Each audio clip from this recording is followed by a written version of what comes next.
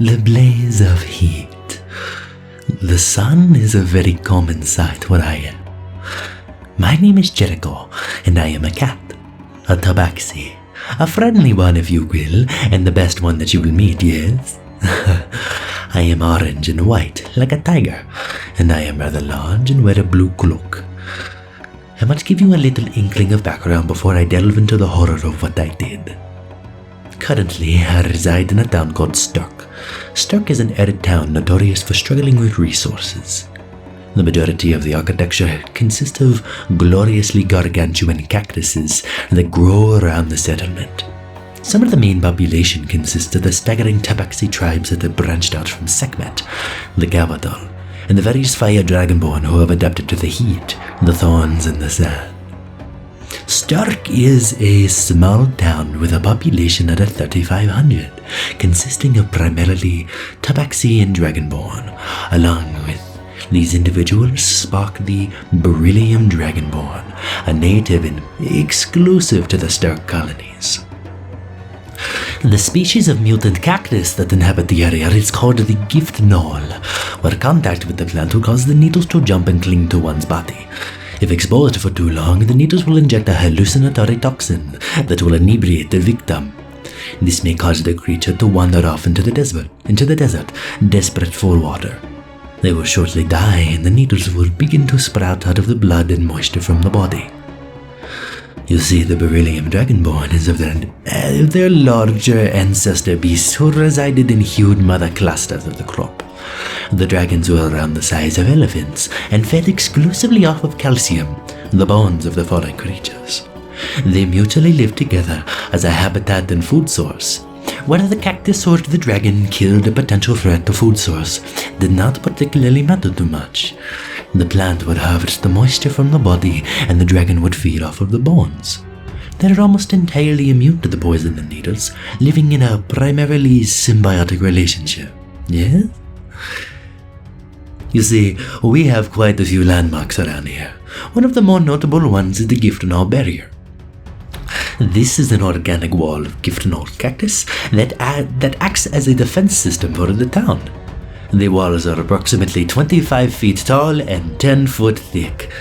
The gates have been carved into the plant material as a safe entrance into the town. There are two gates, the eastern and the western gate. The western is the most utilized since it is the direction of Sekhmet, the major Tabaxi capital in the Denji Desert, in the western half of Kal. The royalty here is in a place called the Prickle Palace.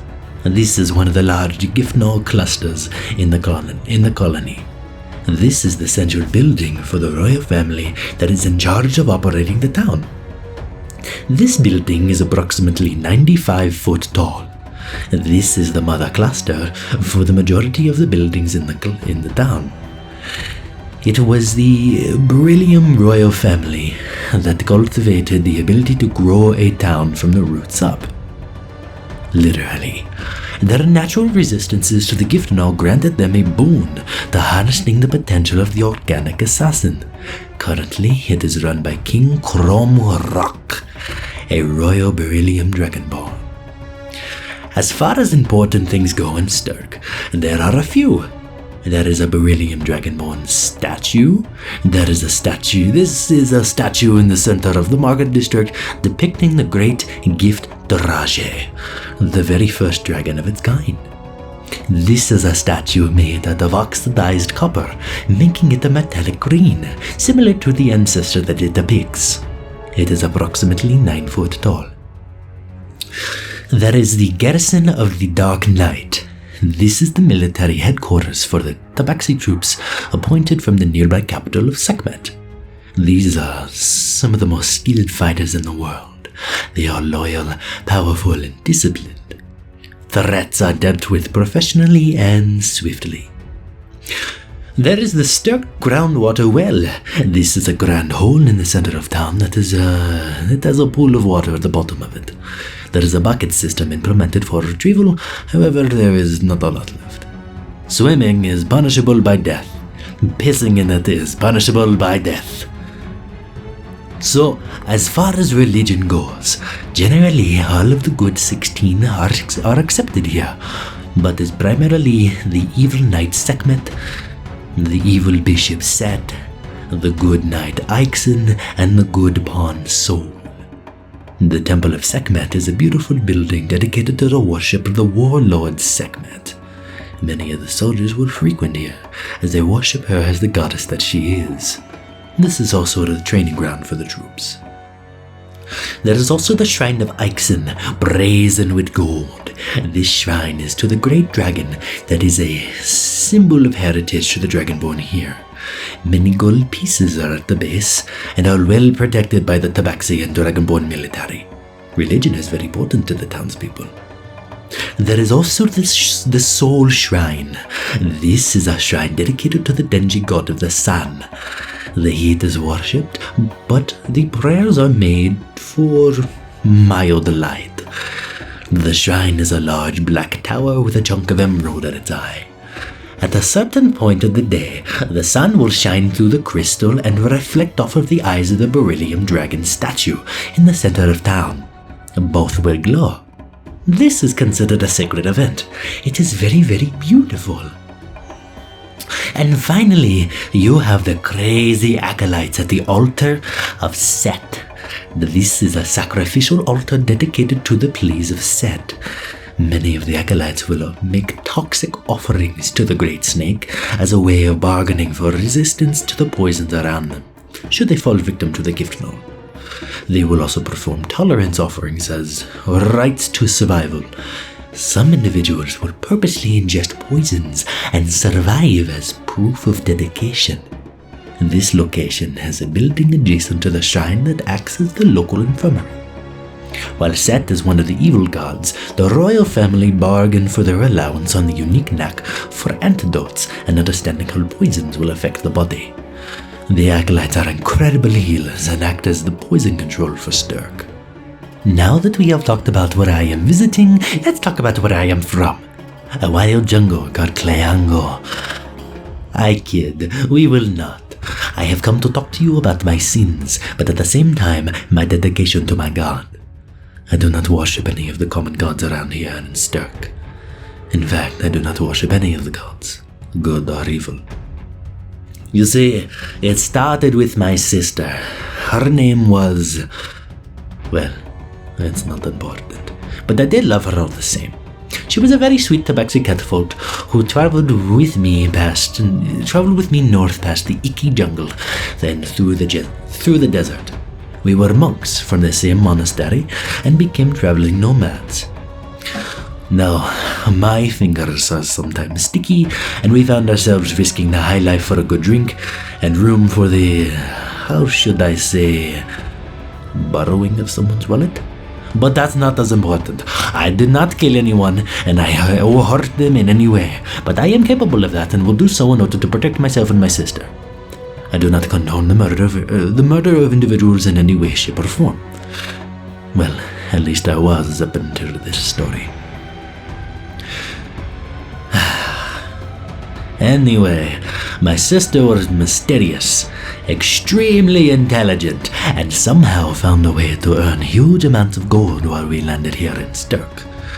I asked her over and over how and why, but I did not get anything from her.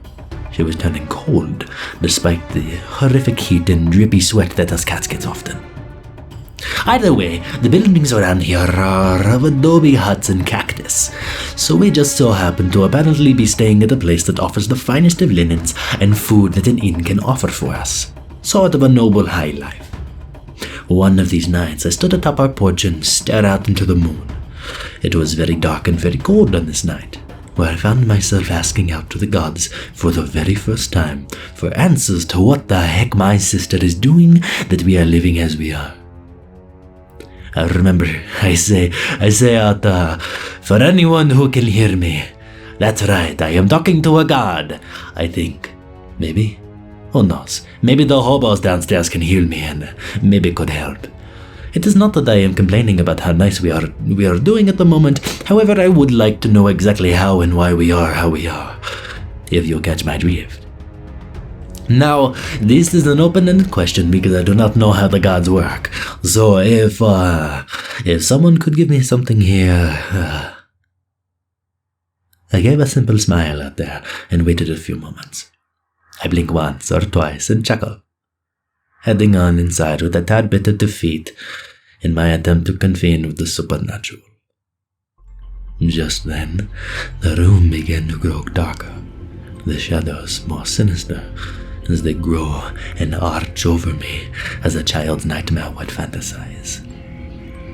A sickly pale white arm with thick blue veins punches its way through the wall, creating a small burst of dust.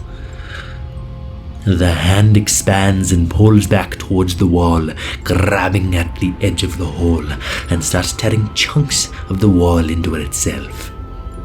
It does so until a sizable hole, maybe the size of a bucket, is present, as 5 more hands emanate from the hole and start tearing larger chunks of the wall into itself, all the way up to the ceiling, creating a doorway to nothing but pure darkness. The abyss. A second goes by as dozens of pale white arms protrude out of the abyss and start scratching at the wall with their fingernails, carving out what looks to be the shape of archway bricks. The fingernails on these arms are sharp and jagged, eventually wearing down to their fleshy tips, where they continue scratching away at the wall, causing the skin on their fingers to wither away and bleed to the bone, where they continue carving, covering what they've made in smeared tracks of blood and carvings of different eldritch and abyssal symbols. I hear screams of men, women, and children, cries of pain and agony in the distance coming from this doorway.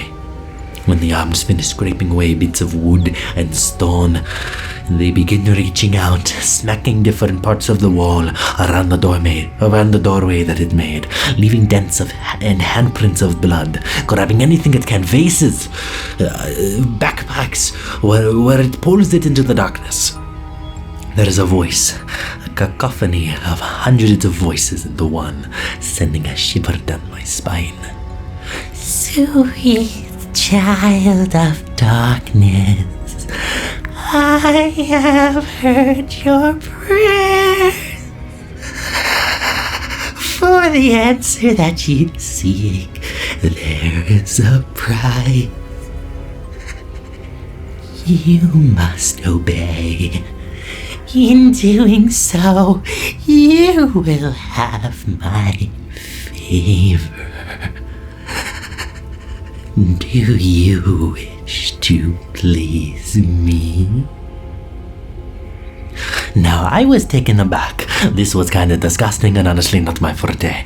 However, there was a potent curiosity underneath my fur that made me want to say yes. So I did say yes. And by golly, I should not have said yes, because very shortly after, a thin white needle flies out of the doorway and embeds itself into my chest. My first thought was, holy shit.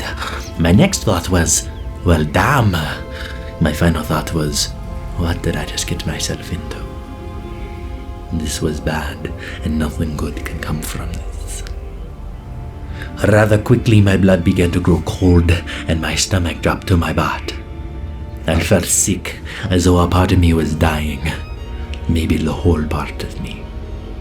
I began to feel as though my tummy was being eaten, like many bugs made its way inside of me and was gnawing away at the flesh within my body. The doorway began to speak once more. You will kill the one you call Rays of the Sun, or in 24 hours you will die. Do this and your wish will be granted. Ignore me and you'll learn.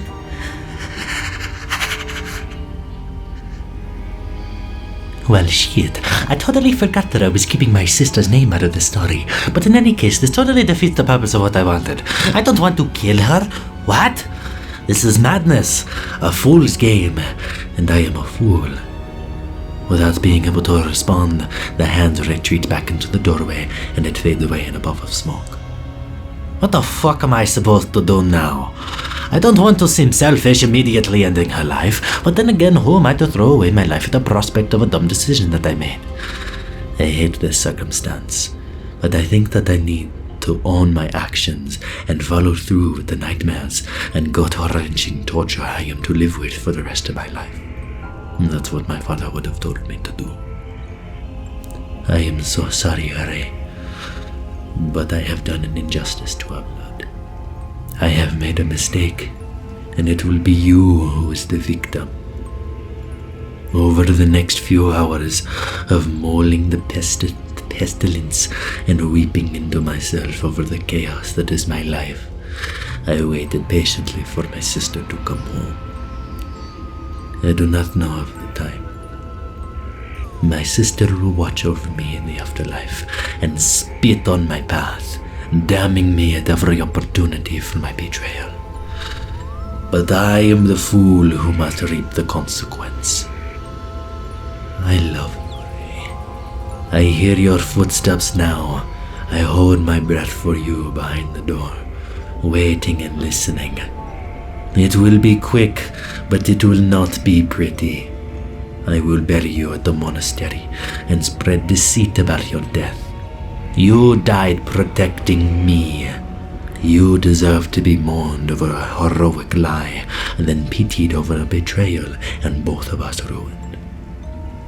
Maybe that part is the selfish part. You walk through the door now, at peace, hoping for a good night's rest. Your gold and white fur glistens under the pale moonlight. You are beautiful, even in death, as my knuckles strike your spine and neck. My soul bleeds as I channel my ki into your body, overloading your senses as the gushing, popping sound indicates that your eyes have detonated and your brain is leaking into my hands. I love you so much, Ray. You were my everything. The doorway appears once more, releasing distant screams into the room that reverberates around the stone. Very well. Your sister was the inventor of a drug she calls the Gifnall Needle. You are an agent of Chaya now. So, it turns out, a needle from the Gifnall cactus has other properties to it that are able to be harnessed. Normally, many of those needles are a defense against potential predators, acting as a venomous hallucinatory death. However, just one of these needles, spiked with the blood of an arachnid and honey, may be used as an addictive injected drug. Upon injecting this drug, the user may experience severe dehydration and may see things that are not of this realm for a few hours, spiked with vile hallucinations. It is said that you may see into another plane of existence. Things are illusionary, and things that are invisible, and has the potential to kill horrifically. Should you survive, you are subjected to short-term madness and paranoia for a few days as your other sight begins to fade. The user will experience extreme addiction and must seek out the nearest source of Gifnall needles. My sister was the kingpin in harming and killing an extreme amount of people. The folks at the altar of Set were already into injecting poison, so they were her first customers. So, it seems as though I have done the world a favor. I will miss her, but I now work for the Mistress of Shadows. I will make you proud.